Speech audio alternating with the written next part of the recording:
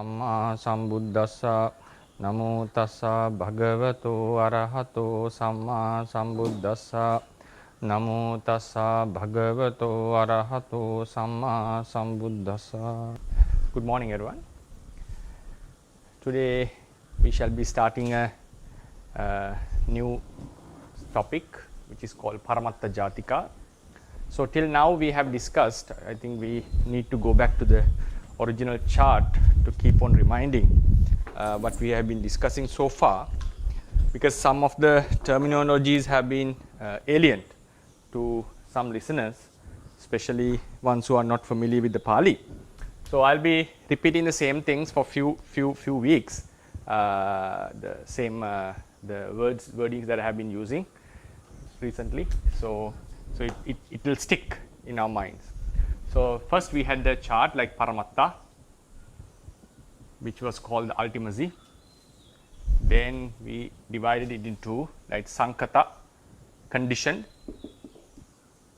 Sankata Paramatta. Then we had unconditioned, Asankata Paramatta. Then under the Sankata conditioned realities, we had four groups, Paramatta, which are called Paramatta Dhammas. Then we had Uppadino Dhamma.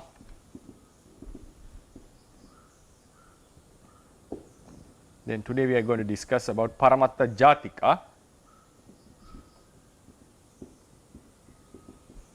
And then lastly, Anupanna Dhamma. And Paramatta Dhammas were divided into three groups: Chitta, the consciousness; Cetasika, mental factors; and Rupa. Then yes, last week we discussed about the Uppadino Dhammas. Sankata Paramatta was fivefold. We had 5 types of Nibbana. I will not be writing it today. Tadanga, Sammuti, Tadanga, Vikambana, Samucceda, and Nissarana. Then apart from them are called the Panyati concepts. So we'll be discussing them one after one each week. So we had 5 types of Nibbana, which we'll be discussing in another few weeks. So till now we have discussed the main characteristics of Paramatta. If something to be called a Paramatta, ultimacy, if something falls into the group of ultimate natures, that can be verified in terms of fourfold functions, fourfold methods mentioned in the Buddhist teachings. That one should be able to know it by its intrinsic nature. One should be able to, sometimes some realities can be abandoned, some can be attained, and some can be developed. If any nature can be is applicable into any of these functions, that is we term it an ultimate nature. We call ultimate nature. So those ultimate natures are twofold, which depend on other ultimate natures. Sankata Paramatta means they need the support of other ultimate natures. They cannot exist alone. Asankata Paramattas can exist alone without the support of others. Then in the Sankata Paramatta field, we find 4 main categories. The first is the Paramatta Dhammas, ultimate realities, which we divide into 3: Chitta, the consciousness; Cetasika, the mental factors like anger, hatred, and so forth, attachment, lust, delusion, wisdom, and so forth. Then Rupa, the material stuff. What are the basic elements of the materiality. Then we discussed about another, we also, if you remember, we drew a line under this showing that this is the main part of the Sankata Paramattas, the ultimate reality. And out of some of the ultimate realities do remain in certain stages. I would call them certain stages, certain states. So in such we can find 3 of such states: Uppadino Dhammas, which you explained last week, were the resultants the outcomes of a karma that had gained the opportunity to give it fruits, like to result. It means a karma, when we do a karma, we know according to Buddhism, there will be a result. But the karma cannot just give the results, it has to gain an opportunity, a phenomenon called gaining the opportunity. Laddokasa karma it becomes. The karma has to gain the opportunity, which is very difficult to explain in terms of a diagram or in terms of logic, that what this phenomenon is. So that's why in the end Buddha has mentioned entirely the karma cannot be understood based on logic. So a karma is done and its results are going to come, and for that the karma needs an opportunity to produce its products or results. So when a karma has gained the opportunity, it takes time, like it doesn't immediately. Sometimes it may give results immediately as it gains the opportunity, but in some cases, like it may take some time. So when the karma has gained the opportunity, when the result has not arisen yet, during that period, while the resultant is supposed to arise, that resultant is called Upadino Dhamma.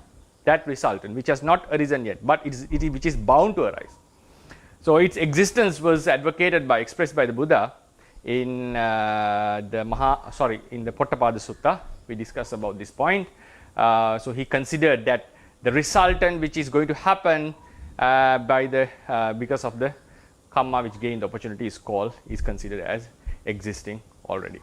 So then now we move into another topic, another new topic called Paramatta Jatikas, which mainly focuses about some other latent tendencies, latent natures. Some are habits, some are defilements, some is the force of the karma. So in the previous lecture we discussed about the Upadino Dhamma are the resultant. So karma, we done the karma energy, force of karma, we can call karmic force, and that karmic force would gain opportunity and then it would make the results. So after this, after gaining the opportunity,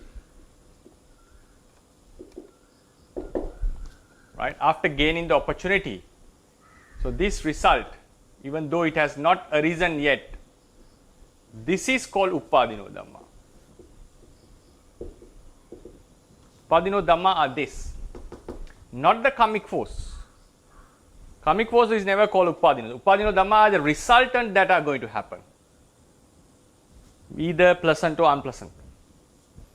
The karmic force, the karma is the ultimate reality, Paramatta Dhamma. Karma arises, we do a karma with a chetana, like intention. It arises, passes away, a new intention arises, passes away, a certain force is become, we can call, is implanted onto the mind stream. So this implanted force remains as a certain stage, a certain kind of a energy we can call, or force.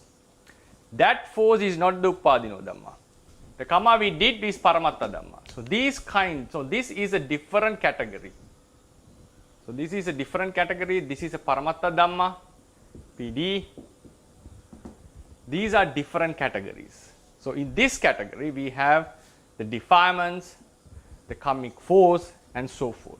So this Paramatta Jatika are a different realm. Realm means it's I would not use the word dimension, but it's something different from Chitta, Chetasika and Rupa. But according to the Buddhist teachings, it does exist even at this moment. It does exist even at this moment. We'll have a holistic idea, practical idea about that at the end of the lecture. So this is the topic that we are going to start today. I'll be discussing only 1 week. 1 week means only one day. We're going to cover roughly the general idea of Paramatta Jatikas. But if we go into deep into each and every topic, it would be a very interesting, at the same time useful information are there that can be integrated into our daily life. Then we'll go into the topic. Now we are talking about Paramatta Jatikas, the certain natures. So here we can see the normal diagram that I have been using to explain the existence. So So these are the Chitta, Chetasikas and Rupas within the two lines of Chitta and Rupa, mentality and materiality. So they arise and pass away. And they do arise in clusters, not alone. Always the conditioned realities arise in clusters. We have mental clusters and physical clusters. And then there is always birth and death, which defines one life. So between these two instances, birth and death, we define it as one life.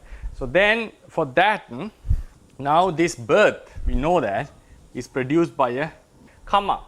Karma is the thing that produces this rebirth. And for that, we know the karma needs the support of ignorance. Avijja, I'll be using the Pali words, sorry for that. Avijja and tanha. Tanha is craving, ignorance and craving. Karma needs the support of this. So they can produce a life, like a birth. So this karma, normally we say, if this was a chetana, chetana means the volition.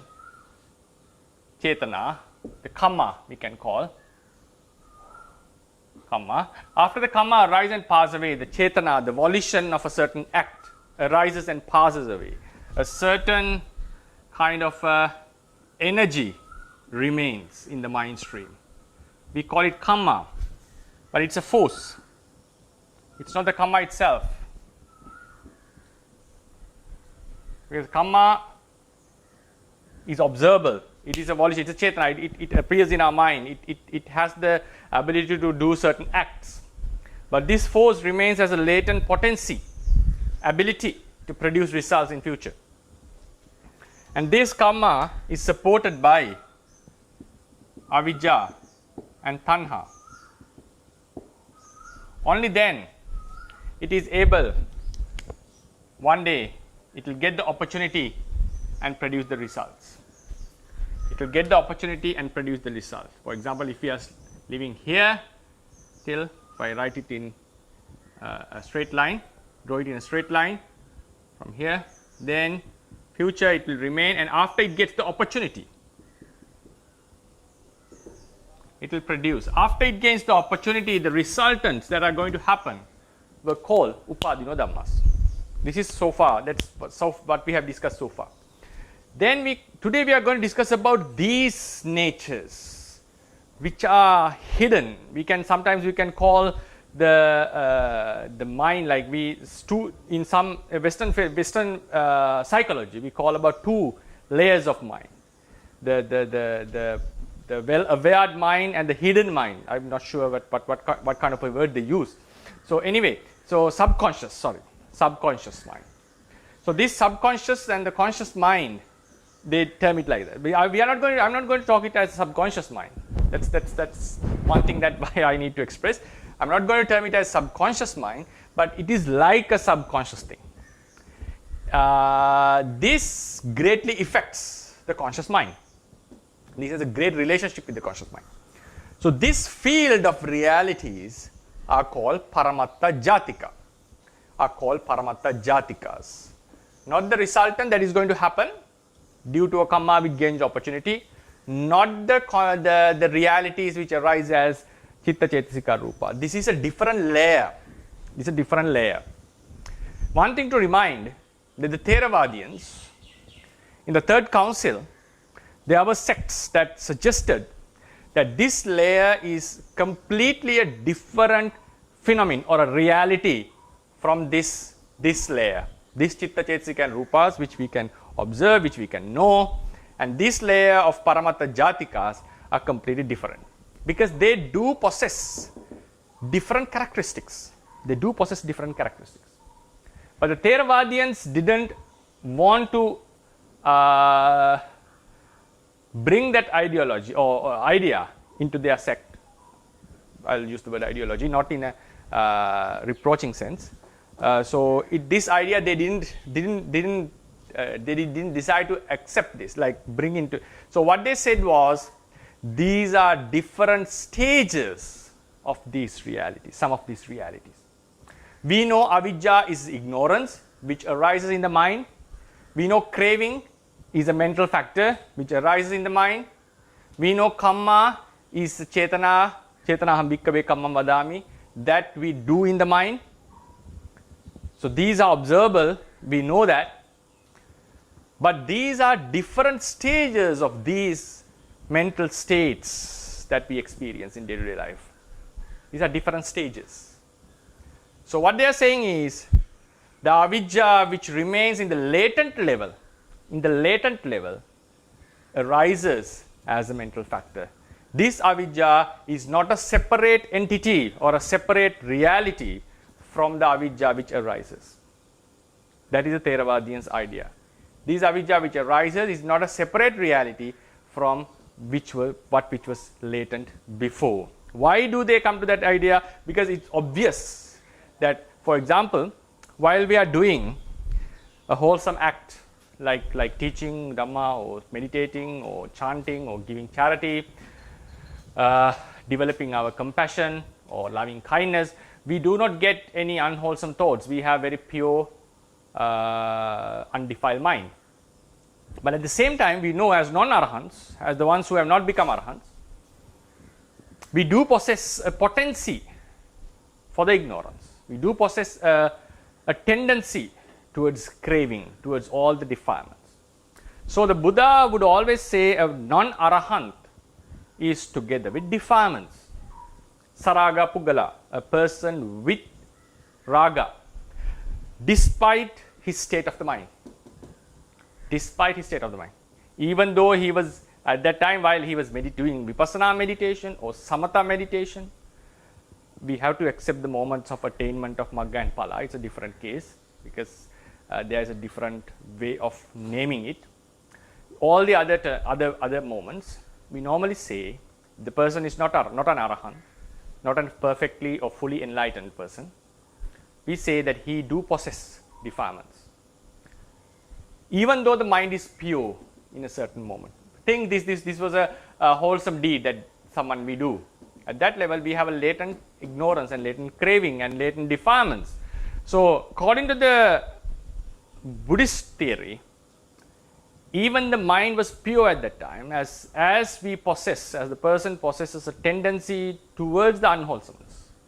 He is not completely freed from the defilements. So, then what happens is these stages of defilement, we know this is a sleeping stage of the defilements.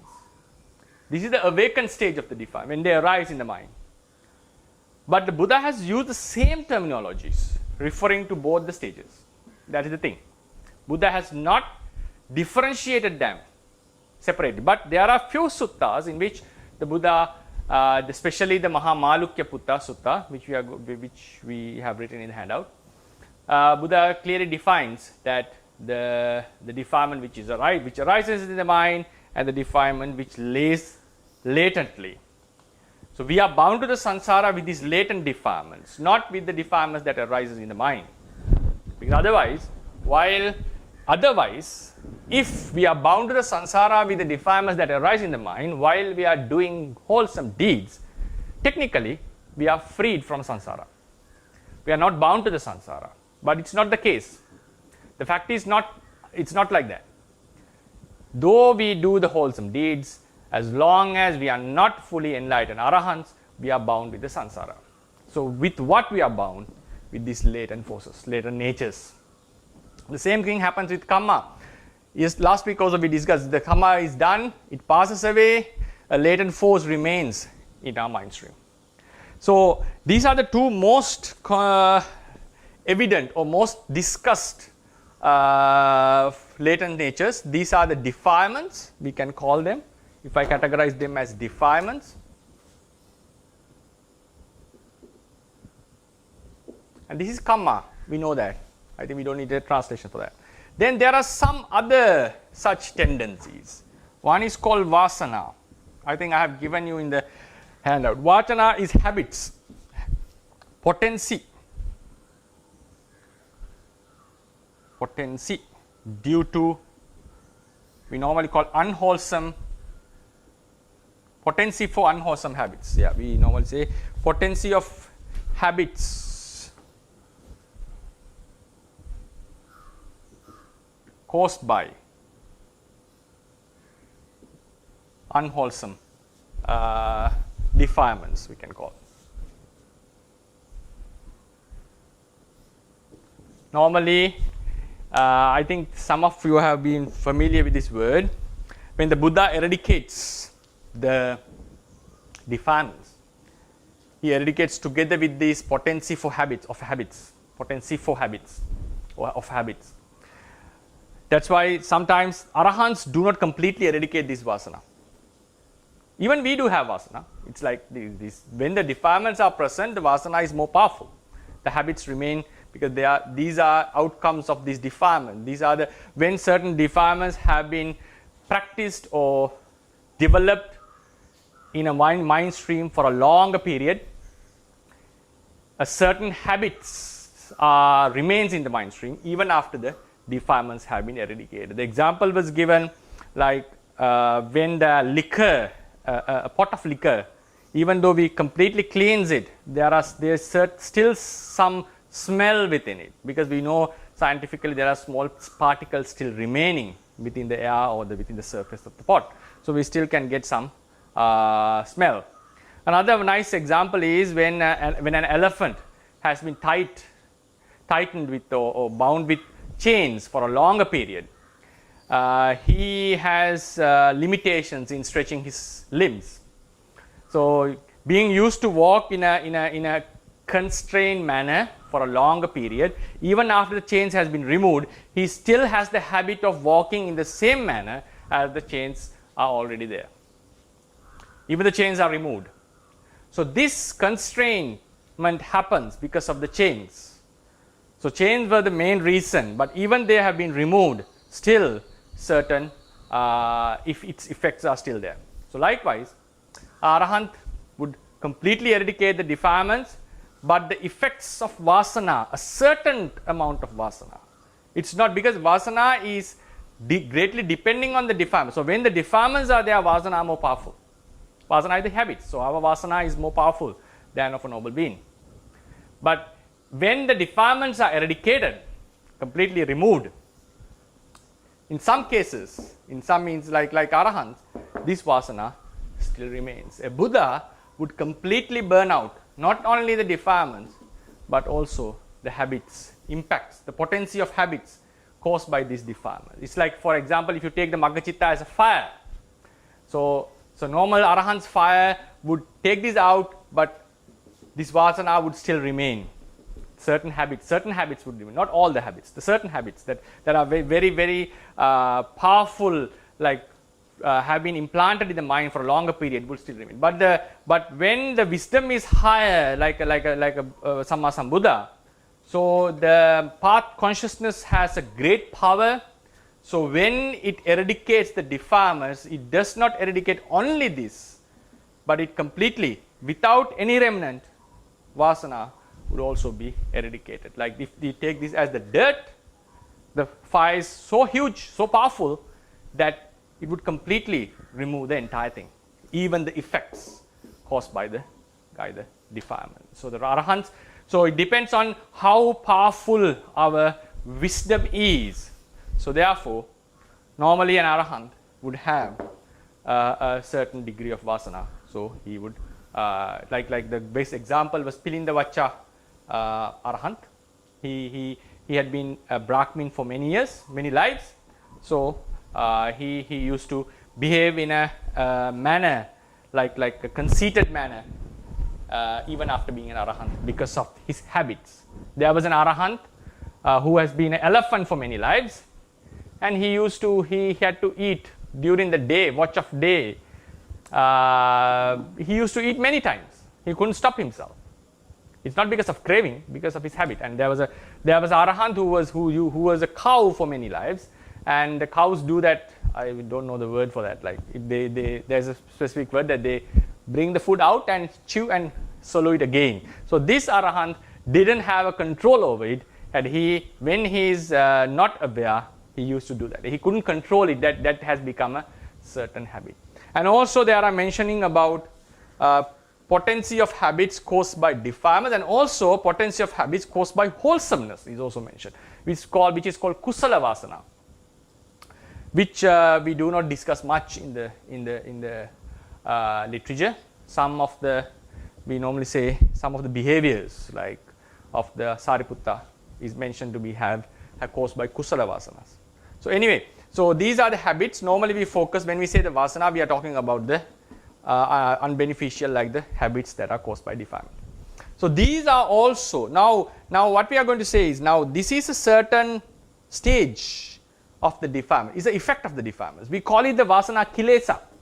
So Arahant's mind, not only Arahant's, even our minds, when it is pure, this vasana does affect the mind stream.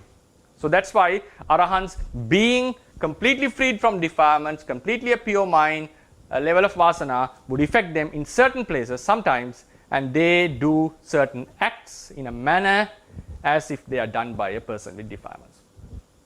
So these are different stage, and we have few more stages like asaya.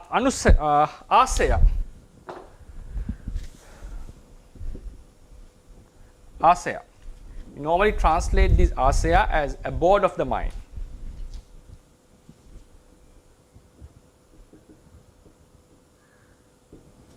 So this is also something caused by our previous practice, especially from previous lives.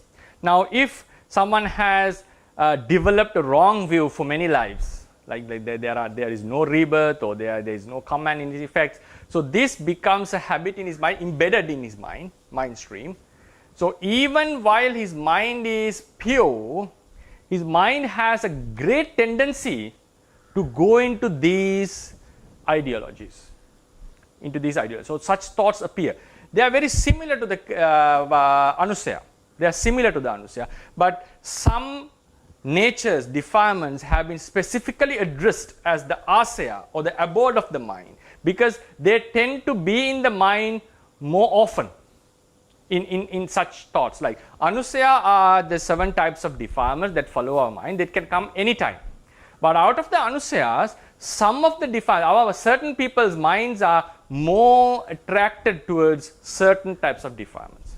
So that's why it's called asaya, the abode of the mind. They tend to be in such intentions. Like some people are cruel, that they do enjoy harming others, hurting others. So always the cruel thoughts comes into their mind. So it is their abode.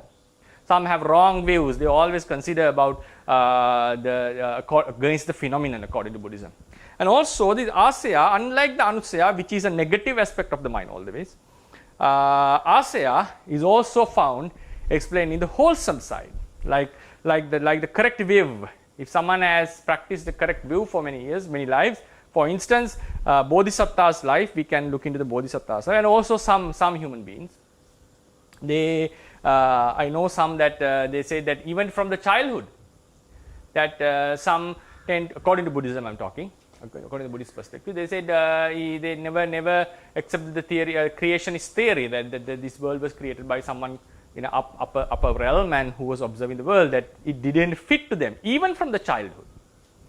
So what was the reason, main reason? Their mind has been soaked in this kind of asaya for many lives, in this kind of a wholesome side, and that has become their abode of the mind. So their mind does not accept such ideologies. It is against that, even the correct view. And also the vipassana, if the vipassana has been practiced for years and well established in the mind, it's very difficult to get out of the vipassana actually. That is also one reason. So they always have that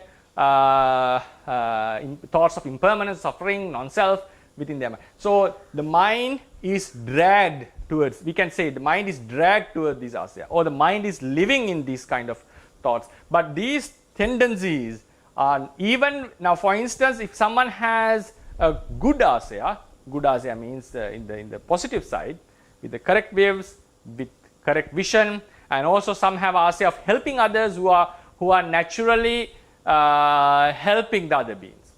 So in such asayas are found. Now even while a person who is doing some cruel act because of a wrong association or some other reason, immediately when, now that's what we see, like people are following in the wrong path due to different reasons, but whenever they get the Dharma, whenever they get the correct teachings, they quickly come back to the teaching, and they go into a very, very deep level of the teaching, the practice, and they become very successful. We have lots of stories of such people in the Buddhist teachings. So what was the reason? Temporarily their minds were occupied with defilements, their minds were defiled, but there was a great tendency that their mind could be taken back towards the wholesome side. So the speciality of a Buddha is, even while a person is in a wrong path, he is able to observe this asaya of another person. Maybe he was doing some unwholesome acts, killing due to some reason, but he knows that this person has a great potency for non-killing, that the compassionate asaya. So he preaches the Dhamma and he knows how to take him back. And this, on the other contrary, some people may be very friendly or has a good will to the society because the condition suits that, but the Buddha knows this person can easily go back into the cruelty. So which happens with one of the ladies in ancient India where the Buddha lived, a devotee, a servant. She had a good reputation as a respected lady in the society, very much compassionate, and also taking care, very caring of others. But the servant wanted to test her real compassion. So she, just 3 days, she woke up late, giving up the work in the house. So in the third day, gradually her anger grew. In the third day, she took a stick, and then she broke her head in the end. So her real qualities were revealed. It's not a good thing, like what happened to her was something pity, but that is the example we give, like even the person has different mindset due to certain conditions, he may have a different asaya. At the same time, a person who has a cruel asaya is more often to do cruel things. A person with a compassionate asaya would do compassionate things, but there are some instances due to certain other conditions, this may not match each other. So the speciality of the Buddha is he is able to observe this and to guide us according to our asayas and so forth. So these are, and also we have something called adimutta, it is also inclination. So these are the, there are, I think I have given in the 1.42, there are a few lists.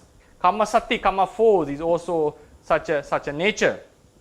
This kamma force support follows our mind and it brings forth a result. And so while they are a latent potency, we are unable to observe them. So according to the Theravadians, Buddha is said to be able, was in the capability of observing. He had non-parallel wisdoms, like peculiar wisdoms that even Pacceka Buddha does not possess, even Sariputta could not possess. So he was able to look in with some of those wisdoms, especially 3, he was able to look into these potencies which are hidden, which are the hidden potencies. So preach the Dhamma according to the character. So these are the things that define our character. One reason to define our character. The other reason to define our character is our patisandhi, the kamma which gave the patisandhi. So there are 2 reasons to define our characters. So these latent potencies, the habits that we bring from past lives, and the kamma which gave the rebirth. So I'm not going to take a long time in that, take time in that. So then the next thing is, these all potencies are certain stages of certain mentalities, certain stages of certain mentalities. It means, like if you take the dosa for example, the anger, hatred, whatever word we use, so it arises in our mind. It has 2 main stages, the latent stage, the obsessive stage. The obsessive stage and the latent stage. Obsessive stage, the obsession stage of obsession means it arises in our mind, so we can observe, even others can observe. And also there is a third stage which is called transgressive stage, in which we execute our acts due to the dosa which has arisen in our mind.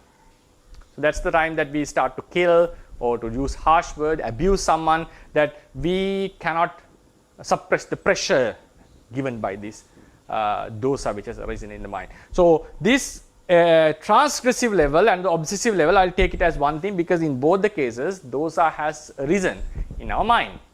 Then while we are practicing the metta, while we are doing the loving kindness, even that as dosa, there's a potency now within us for dosa, as long as we don't become anagamis.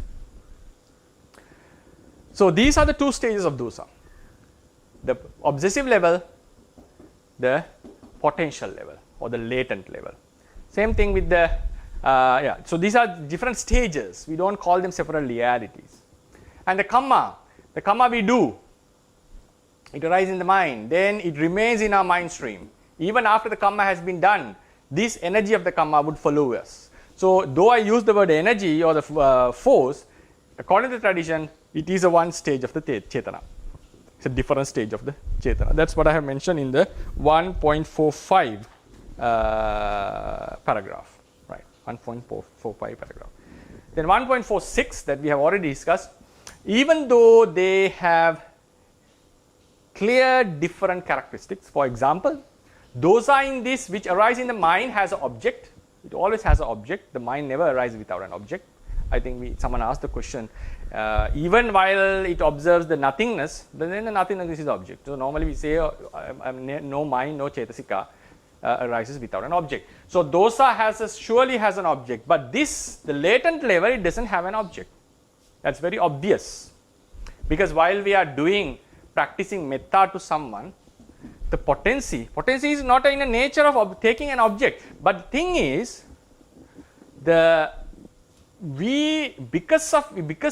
because it doesn't have an object, just because it doesn't have an object in this stage, we are not going to separate it as a separate reality. That means, according to Theravadians, like there is only one dosa. Frankly saying, there is only one dosa. That dosa has two stages: the latent stage, the obsessive, the visible stage, or the active stage, I would call latent stage and the active stage. That is a much better word to use. But there is a certain activeness here. But anyway, the active stage means the stage in which we can observe the dosa and by which the dosa does we do actions with dosa, trigger certain actions.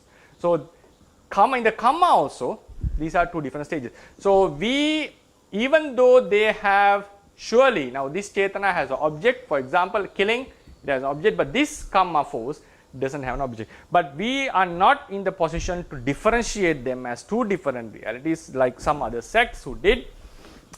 So therefore, within the literature, especially within the canon, these two stages have been addressed with the same terminologies.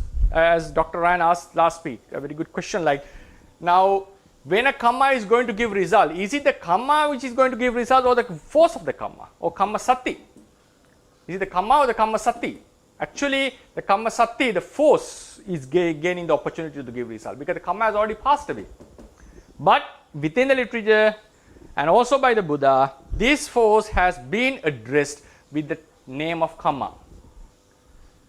So we say the ancient kamma, the kamma, even though it has passed, puranampi samanang, even though the kamma has passed away completely, it gains the opportunity to give results. So what gains the opportunity? The force of the kamma.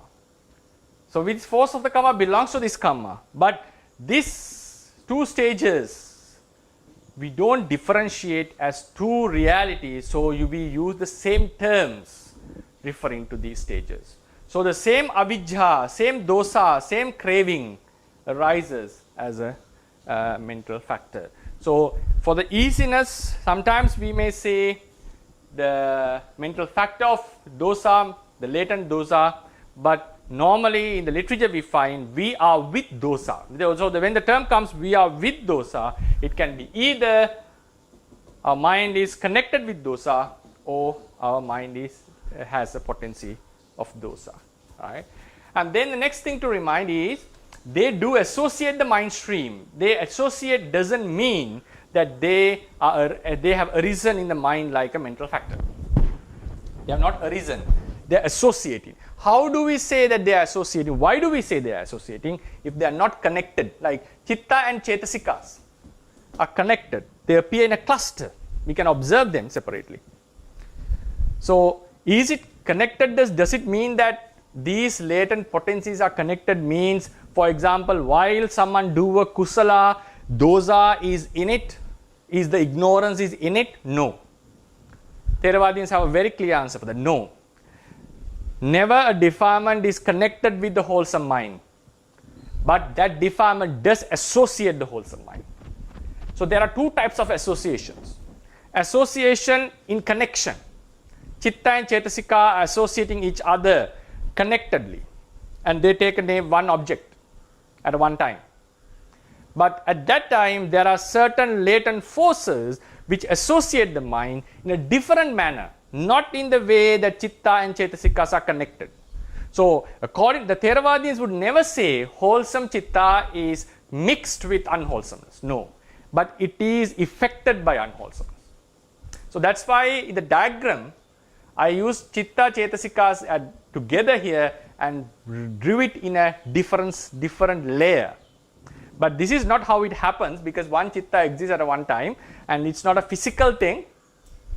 So this is unexplainable in terms of like it's difficult to express, and also it's difficult to depict in such a manner. So what we can say is, according to the Theravadians, they are associated in the mind stream, but we have to keep in mind that association is different from how Chitta and Chetasikas are associating each other at a one mind moment. Right? So that is also something that we have to keep in mind. Then their existence can be known by the effect they make upon the mind stream. Effect they make upon the mind stream. So when a certain object comes, we know the defilements do arise. And also, another very good example, our mind is agitated sometimes. Now we are attracted to a certain object, but we know that it is not good, so we try our best to get out of that. Or we are agitated by someone who has accused us. So when we go away, we just want to focus on our driving, or we just want to focus on our stuff, but it keeps on coming into us. It's very difficult to stop this. Even we try our best, it's very difficult. So only when we are train our mind, we are able to just to give up it and come. So why is this? When we are focusing, when we are contemplating metta, or when we are contemplating on the Buddha, or trying to focus on our breath, it's the wholesome mind. Why can't it last long like in other occasions? Sometimes when we go to a retreat, we'll be able to focus on our breath for a longer period. But when a certain incident happens to us, when we have a certain argument with someone, or if someone has abused us or accused us, especially baselessly, or if we were given unfair judgment, when we go back into practice, we are unable to continue as before. Why is that? Because when we start in normal sessions, this is the kusala. So there is no akusala. We can continue with it. But after we have been accused, or we face certain unhealthy situations, when we come into meditation, few kusala mind moments, then it falls into akusala. Then we try again back into kusala. But it comes back again, akusala arises. Maybe akusala is more. Why is that? What is the difference? Because of the impact of these latent defilements. In future, if we have time, if we are fortunate enough to continue with these sessions, we discuss these latent forces, like especially the latent defilements, we define it in specifically 3 stages. There is a stage of, even in this latent level, there is a latent tendency which has been activated, which is more pumped, which is more aggressive. Sometimes they are calm. So when a certain incident happens, our latent defilements are activated. Even while we put our effort to meditate, this keeps on hitting our mind. Hitting means keep on influencing our mind. So what happens in a different occasion where we were able to keep on continuing with the wholesome mindset, when an unpleasant incident happens, when our defilements are activated, the latent level, it arises and it gets activated. What happens, even we try back to go into the normal sessions of meditation, it doesn't let us do so. This activation keeps on happening, keeps on affecting and the unwholesome mind starts to come up, right? So this is how we see its effect. And the effect of karma is very obvious, where the near close to death, the three signs are brought to the mind with this karma, and also our life continues because of these latent defilements. So they are affecting, the thing is that they are affecting our minds. They are affecting. So then we go into, we want to conclude the lecture actually. So in the Mahamalukya Sutta, I have given in the handout, Mahamalukya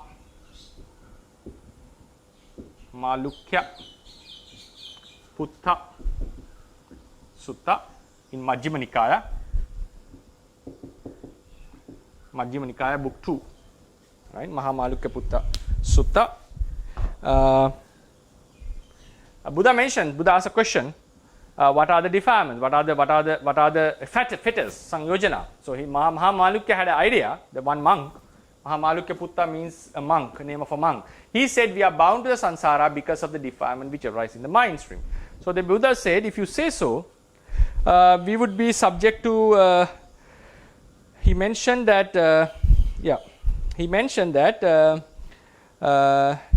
We would be subject to the censure of means reproach, or means the rejection of adherents of other religions. They would say, so it means when mind is wholesome, you are not bound with the samsara. So the Buddha mentioned, no. What I am saying is not the defilements that arise in the mind. I am talking about the uneradicated defilements that binds you to the samsara. So this is a very clear example in the sutta that he advocated the existence of these latent forces. It was specifically focused on these defilements, and in some places we find about the karma, and some places we can find about this vasana and all this. So these are the examples that we can fetch from the literature that Buddha advocated about the existence of certain potencies, which we call Paramatta Jatika. The Paramatta Jatika term was adapted, the Paramatta Jatikas,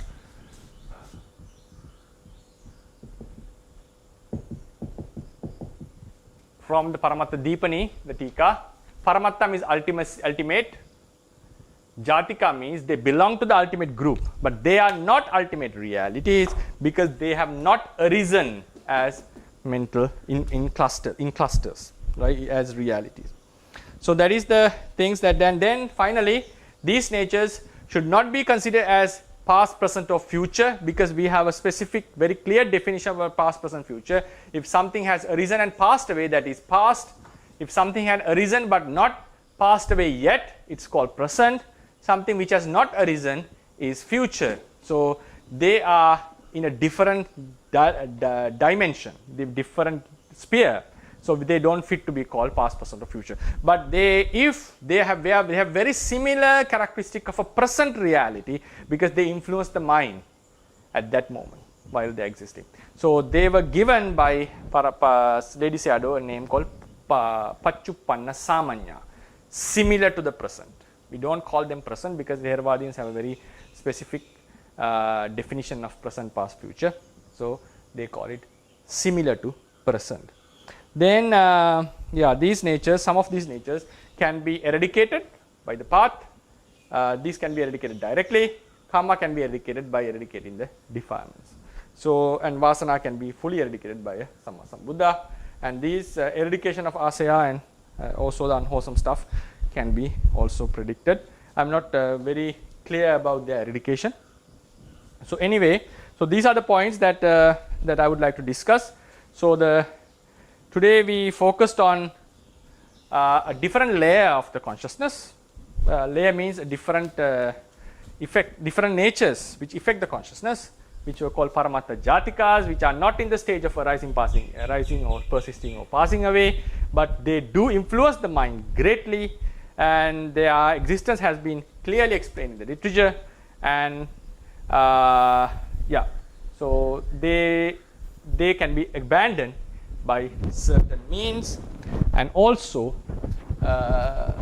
they do play a huge role in our mind, in our life, day-to-day life. So what we have to abandon in terms of getting liberated, we have to focus on these kilesas not the kilesa which arise in the mind, because the kilesa which arise in the mind surely passes away immediately. What we have to eradicate is the latent forces. Yeah. So these are the points that I would like to discuss, and they are greatly influential into explaining the rebirth and also the vipassana meditation. Yes.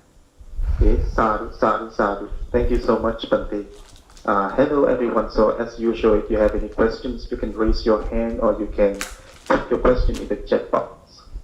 Hi Bhante, so I have a question here. So in the handouts, you gave the like seven instances of this Pramata Ajatika. Yeah. So that is not the exhausted list, right Bhante? Yes, not the exhausted list. No. Okay. So then, can we say that if anything that has the this kind of potential natures, then that thing also belongs to this Paramata Jatika Bhante? Yes, but only thing that we have to consider is whether whether we categorize them, give them a separate position, or we can put it into something which is mentioned in the. This is not an exhausted list. There are some more, and I'm not confident to list them as it like this is the real list. So the reason was some points that we can put, but I'm doubting whether something can fit into asaya or whether it can get a separate number. So other than that, all these potencies should be put here. Yeah. I see. And then also it's just a so one thing that I see that it can fit into this category is the parami, but I just don't see why you don't put it here, because parami is kind of an important one. Yeah. It's normally, it should be. It seems like. Yeah. We'll think about that. Yeah, that's new, something that actually, to be true, something I didn't think of. Good morning, Bhante. Good morning, Robin. Thank you for today's lecture, Bhante. Bhante, I have a question. So, since I've learned that there is one more simple method of paticca samuppada, which is describing them as the avijja, tanha, upadana, sankhara, and karma, Bhante. And so, like all kinds of karma can produce its result when this process is still occurring, Bhante. So, when there is avijja and tanha as the supporting, then the rebirth can happen, Bhante. But I think that because of not thinking this deeply, this has led to some kind of misunderstanding, including by me, that, for example, when the bodhisattva want to be the Buddha, that is also influenced by because of tanha, Bhante. But since I've learned about this Paramata Jatika, so is it correct that it is the Paramata Jatika that's influenced this, Bhante?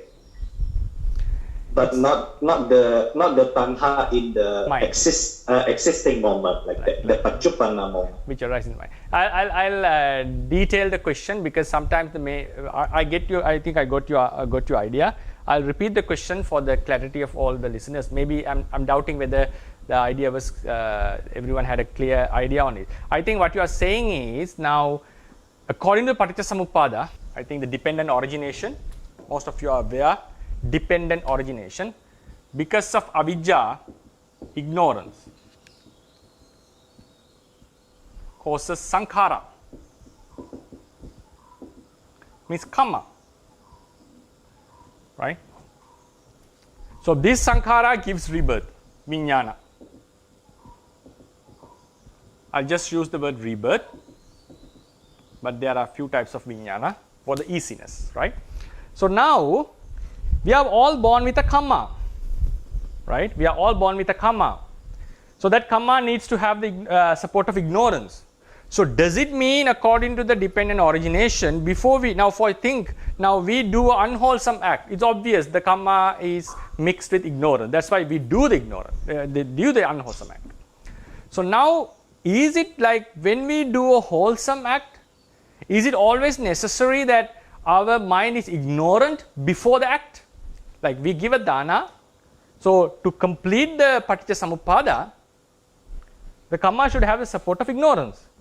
So is it that whatever karma we do, maybe we are offering to a Buddha, or we are giving, practicing sila, or we are giving a dana with pure mind. Now, sometimes people may give dana to get luxuries, or to become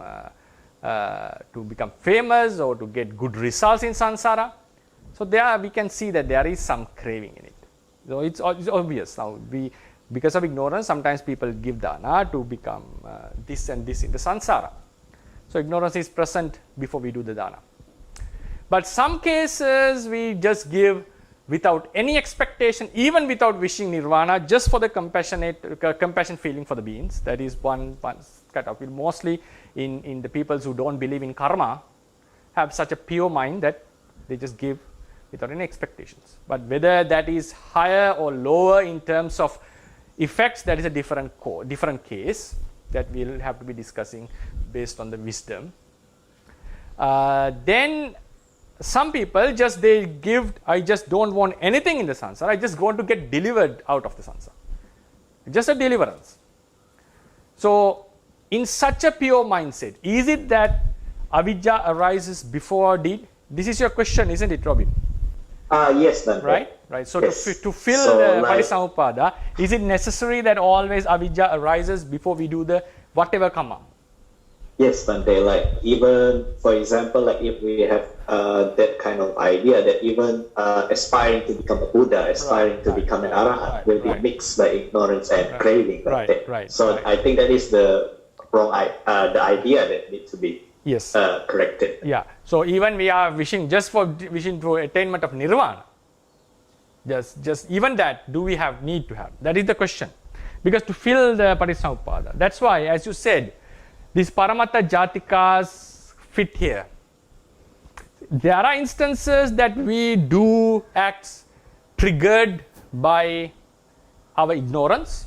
That is true, that is obvious. Even wholesome deeds that we do. But the ultimate explanation of Parisamuppada is whether you have such a wish or intention or ignorance or a craving, doesn't matter. As long as you are not an Arahant, as long as the ignorance remains latently, how pure your intention, doesn't matter. This ignorance would affect your act. How that effect has been mentioned. Because of the ignorance, because of the idea of self, because of the idea of I, even of an anagami, this ignorance has made an effect into our mind stream unconsciously. A big example, sometimes the childhood experiences would affect us even while we have grown up without our conscious. So a psychotherapist would inquire our life and they would find, okay, this was the reason in her childhood or his childhood, and they just try to remove that fear or whatever unpleasant experience that he had or she had, and then what happens? Her behavior comes into the normalcy. So likewise, and also we can see the effects of certain habits that we have from samsara. So likewise, unconsciously, each and every non-arahant's mind is influenced by this ignorance. So what happens unconsciously, this act that we do as non-arahants gets an extra force, extra speed, extra effect. So this effect is caused by this ignorance unconsciously. We are unable to get out of it. This effect becomes lessened when we practice the vipassana. It's not completely out of that. Cannot completely take it out. We feel like, I would say like, feel means we feel the mind becomes so calmer and subtler, which is different calmness from the samatha meditation. So that's because the reason is the anusaya is getting affected. Anyway, so normally even during the vipassana, we have this effect. We have this effect of avidya. So whatever karma we do, this avidya affect the chetana. That was the reason that extra speed, extra energy, extra activation of the chetana causes, that activation remains in the mind stream. That would bring a rebirth. So what happens is, of an arahant, when this avidya is removed, this effect is not found in the mind stream. So there is no energy remaining within the mind stream. So he creates no new karma. It doesn't mean that he doesn't do any act. He does do acts. He does acts like we do. But the thing is, a potency is not implanted within our mind stream. Why is that? Because of the absence of these latent defilements, which are called paramatta jatikas. So as you said, Robin, the ultimate explanation of the paticcasamuppada has to be done with the bringing of paramatta jatikas. So in the conclusion, if a non-arahant do whatever act, wholesome or unwholesome, that chetana is affected by the uneradicated avidya, and that becomes, that effect causes a certain energy to remain within the mind stream, and that energy would bring the results. Why that energy had the nature of giving a result? Why didn't it give anything else? Why this karma didn't produce a rock? Why this karma didn't produce a tree? Why it only produced nama and rupa? That is attributed to the tanha, craving. Craving wants to continue to live. The nama rupa has to sustain. That is the wish that we have. We call bhava tanha or bhava raga for that. So that craving is molding this karma. So it produces something which is needed by craving. So we normally say karma, in one way, karma satisfies the craving. Karma satisfies the craving. If the craving for sensuality is not suppressed even, it brings a life which is prone to sex, which have a bhava rupa. If the craving for the matter is not suppressed, the karma, if it is fully suppressed by attaining jhanas and also practicing the rupa viraga, this karma is not capable of giving a life with rupa. So we are born in the arupa realm. So likewise, karma also has a great effect on, tanha also have a great effect of karma that we have to discuss in a separate chapter, it's separate lesson. So for the time being, as you said, all these defilements, the latent defilements affect the karma, that karma brings the results. So Bhante, like for example, there are some people that are thinking that when we are aspiring to become an arahat, there is craving, Bhante. But so, is it correct if we say that when we aspire something good, like for example to be liberated, that is called kusala chanda, Bhante? So is it the correct designation? Normally that's how we call. But I would not say that it is. There is a possibility that the craving it can be mixed with craving. There is a possibility. So it's not like we call, because Buddha mentioned the craving to become an arahant is also supportive in some senses. So some cases it is pure kusala chanda. In some cases it can be craving. Even we can have craving towards nirvana, not as an ultimate object, but as a conceptual object.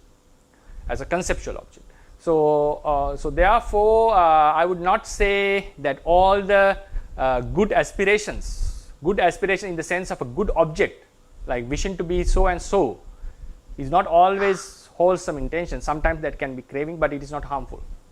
Yeah, morning, Bhante. I have a follow-up question on Robin's question. So here you mentioned mostly about the patisandhi, the rebirth. Mm-hmm. So, but it's not just always the rebirth, right, Bhante? Yeah. Because for the case of, let's say, the Magga Citta, so at the moment of Magga Citta, we still have the avijja and so on. So because of that, that is why it gave the result as the Phala Citta, right, Bhante? Yeah. Yes. It's still affected. Good morning, Bhante. Good morning, Sally. I have a few questions. The first question is come from one Chinese participant. Okay. He asked, how do we translate the Paramatta Jadika into English? Paramatta means ultimate, right? Paramatta means ultimate. Jati. Now we divide the word. Paramatta is ultimate, right? I'm also constructing the translation now to be true. I never attempted to make a translation because it's quite difficult for me. But I think if Venerable Sayadaw Nandamala has translated the Paramattha Dipani, surely he would have given a translation for this. Then Jati. Jati here means the group, the species or one kind of, it belongs to that. It's a one kind of a group we can call.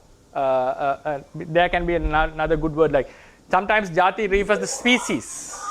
It refers to a certain kind of group. So what we are going to say is Jati. Jati ka means belonging to. Ka. Belonging to. Belonging to the group of ultimates. So this is the idea. Belonging to the group of ultimates. So why this was not said as Paramattha Dhamma? Paramattha Dhammas have the nature of arising, persisting and passing away, then mixed with some other realities, and they are not in such a state. So we don't call them Paramattha Dhammas for the easiness of the to convey the idea easily. But if someone can say Dhamma can cover everything, so can't we call it Paramattha Dhammas? Yes, we can. For sure we can. Because the word Dhamma covers everything.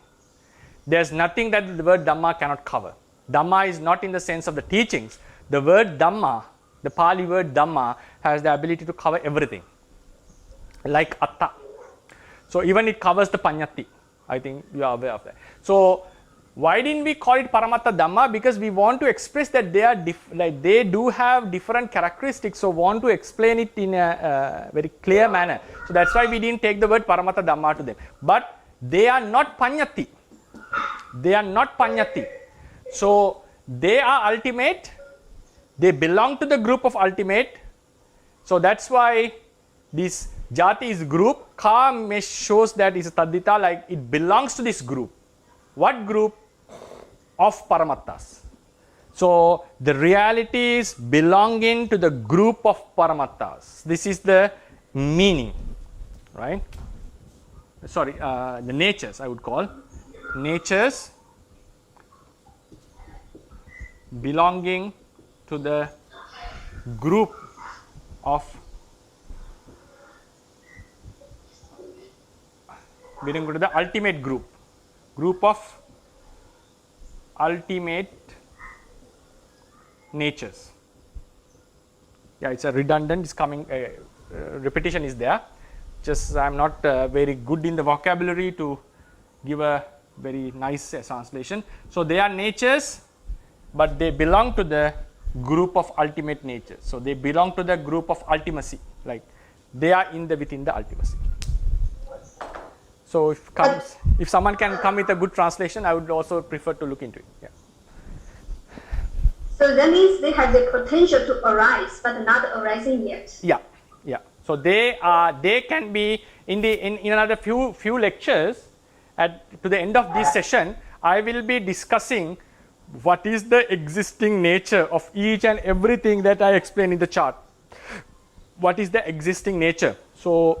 So when we come to Paramattha Dhammas, their existing nature should be explained in one way, Paramattha Jatikas in another way. So, but I think what you are saying is they are possible to arise. That is their existing nature. Yeah, we'll have a more holistic view on this at a later chapter, later lesson. Yeah. Okay, the next question is, generally when we say like dosa, all the things we say there are 3 stages, but today you mentioned there are 2 stages, right? Yeah. So why? Because now these are the 3 stages. The latent stage, for example, we take a defilement anger. The latent anger, obsessive or obsession, in the level of obsession. Then transgressive. We use the Pali terms anusaya, pariyutthana, vitikkama.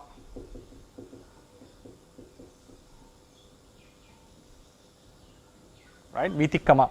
So these 2 The dosa, in these two levels, dosa can be found as a mental factor.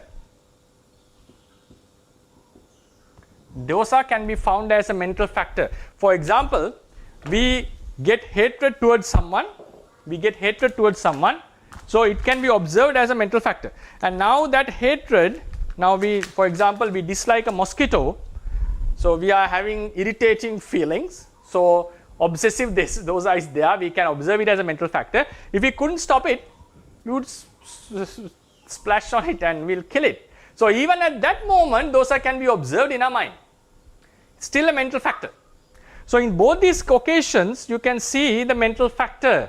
So that's why I collected them and said the obsessive level, because the obsessive dosa which couldn't be prevented coming into an extreme level is called transgressive dosa, vitikkama. So vitikkama is a higher level of pariyuttana. Pariyuttana means arising at a mental state. So when it arises at a mental state, we can stop it at a certain level. But if we couldn't stop it, we go to the level of transgression, of killing and someone. So that's why I group them as one, and latent level, they remain as a potency, not as a mental factor. They remain as a potency. So that's why I categorize them as two. So for your further notice, if you have I think in Myanmar and also among the English readers, Theravadians, there is a very famous book called Abhidhamma in Daily Life.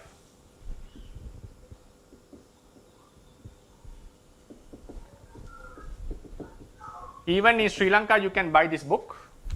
Written by Ashin Janakabhivansa, which is very effective to apply Abhidhamma into daily life, which was written by one of the erudite scholars in Myanmar, very, very respected. And you can without any fear, you can refer into the like references. The ones who studied in Myanmar knows his erudition. So it's called Ashin Janakabhivansa. Ashin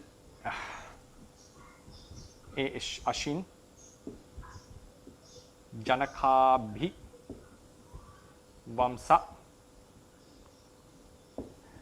So in his if you go into this book, please go to the moha, the explanation of moha. He says there are two types of moha, the latent and the obsession. Not that he doesn't go into the transgression, because transgression and obsession can be put into as a one group. So even he says there are two stages of moha, anusaya and pariyuttana. So this type of classification only for the moha group? No, whatever. Even Loba group as Yes, can be.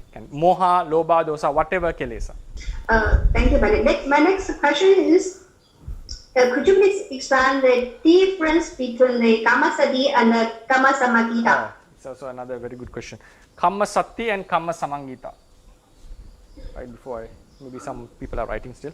So if you go to the handout, listeners, you can see 1.42. We have these natures listed in the literature as Anusaya, Vasana, Kammasati, Kammasamagita, Charita, Asaya, Adimutta, or all, right? So Kamma is related to three: Kammasati, Kammasamagita, and Charita. Charita and Kammasati are identical. Kammasati and Charita are identical. So I'll just focus on, as the question came, as Kammasati, force of Kamma,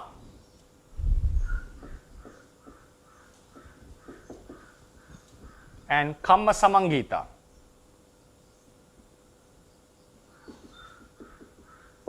This is the karmic force which is capable in producing a rebirth.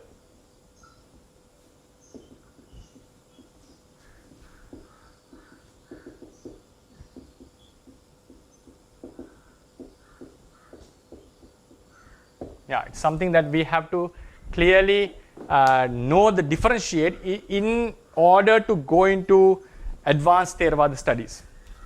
So this is the mind stream, right? Our normal diagram. So this is the kamma. So when kamma is done, we know a kamma sati, a force, is remaining. So such, now if we say kamma many times, right? So kammas are accumulated. So if we take this as a kamma sati. So within this kamma sati, only some kammas can give a rebirth, not all. Not all can give rebirth. We know that, kamma pata and normal kamma. We had an intention to kill some animal, but we didn't do it. That is a kamma, but it cannot give a rebirth, right? So kamma sati is the big group, the larger group. Kamma samangita is a part of it.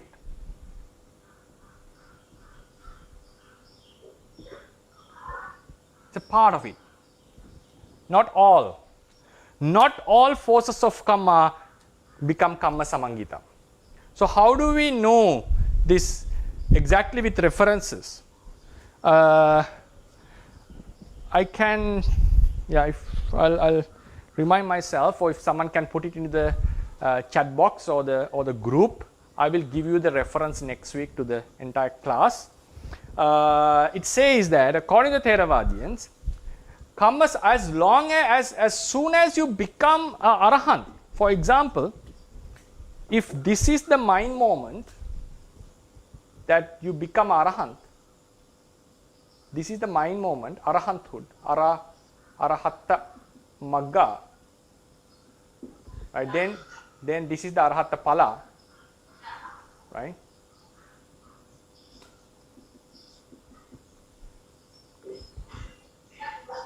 Right? So after this, from here, after the palachitta is arising, because as soon as we become arahant, we get rid of all the rebirths. Why is that? When avidya and tanha is eradicated, the kamma is unable to give a rebirth. So with the attainment of arahanthood, kamma samangita is gone. But the kamma sati will remain. What is the remaining kamma sati? The force of kamma which is not going to give a rebirth. So how do we differentiate? That's why it's very, very subtle thing. Now this is more subtle than the chitta cetasikas. Chitta cetasikas, we can differentiate them as separate realities. So in the commentary says the kamma sati remains still arahantahood. But kamma samangita remains still the arahanthood. I beg your pardon, kamma samangita. Kamma sati remains still the parinibbana. That is obvious. Because Mahamoggallana also had to face kammas that was given as a result of his past deeds. Even Buddha had to experience. But with the attainment of Buddhahood under the Bodhi tree, his kamma samangita was exhausted. So what is the kamma samangita here? It's a force. The kamma sati is a force. Out of this force, some kammas have the capability of producing result. So when that ability is lost, why it is lost? When avidya and tanha is eradicated, that is the time, because it needs the support of this. That is the time it doesn't have that. But kamma sati to give results when someone is alive, it doesn't need the support of avidya and tanha. It can still give results, like good and bad results for the kammas that have done in the past. But it needs the kamma samangita, the giving rebirth part needs. So for example, now Angulimala's kammas, now Angulimala did lot of bad deeds, like very heinous ones. Heinous doesn't mean that anantariya, very bad deeds. All of his deeds could have brought him rebirth in the woeful realm. But when he became arahant, the ability of those deeds to give a rebirth was lost. So that ability is gone. So we can say the ability, is kamma samangita is an ability, that ability is gone. So after he became arahant, he is freed. But it says that he had to experience, like while he was going for pindapata, a stone that was thrown somewhere else unfortunately comes and hit on his head. So a stick that was thrown to some other animal comes and hit him, and when he comes back to the monastery, most of the cases he is with blood. So Buddha mentioned, take it easy, because these effects that you are gaining compared to what you have done is nothing. If you have not become an Arahant, you would have been experiencing such devastating results in the future births. So the same karma, that means there is no such different karma called samma samangita. The same karma, when it has the ability, now for example killing remains as a karma force, it has the ability to give rebirth. When one becomes Arahant, that ability is gone, it can only give results while he is still alive. So some karmas become karmasati, naturally they don't have the ability to give a result. So therefore, because they don't fall into karmasati if the karma was not completed. So likewise, karmasati is the bigger group, karma samangita is the ability of the karma to give a rebirth only. So that is why it was expressed differently. Right, thank you for joining, and I wish you good luck, and also may this merit assist our own liberations and also for the prolongation of the Buddha's teachings. Buddha sasanang chiran tittatu, Buddha sasanang chiran tittatu, Buddha sasanang chiran tittatu, sadhu, sadhu, sadhu.